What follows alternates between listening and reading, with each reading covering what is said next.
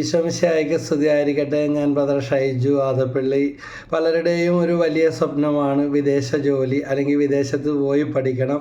കുടുംബത്തിൽ ഒരാൾക്കെങ്കിലും മക്കൾക്കെങ്കിലും നമുക്ക് സാധിക്കാത്ത അങ്ങനത്തെ കാര്യങ്ങൾ, നല്ല നിലയിലെത്തണം, അല്ലെങ്കിൽ പോയിട്ടും കിട്ടാത്ത അവസ്ഥകൾ, വിസ ശരിയാകാത്ത, അല്ലെങ്കിൽ കോഴ്സുകൾ പാസ്സാകാത്ത, സ്കോർ ചെയ്യാത്ത അവസ്ഥകൾ.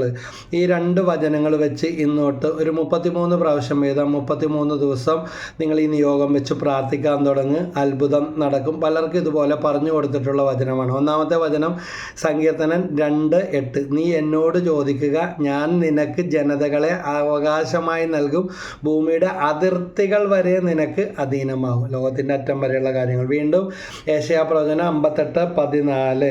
ലോകത്തിലെ ഉന്നത സ്ഥാനങ്ങളിലൂടെ നിന്നെ ഞാൻ സവാരി ചെയ്യിക്കും, നിന്റെ പിതാവായ യാക്കോബിൻ്റെ ഓഹരി കൊണ്ട് നിന്നെ ഞാൻ പരിപാലിക്കും. കർത്താവാണ് ഇത് അരുളി ചെയ്യുന്നത്. ഈ രണ്ട് വചനങ്ങൾ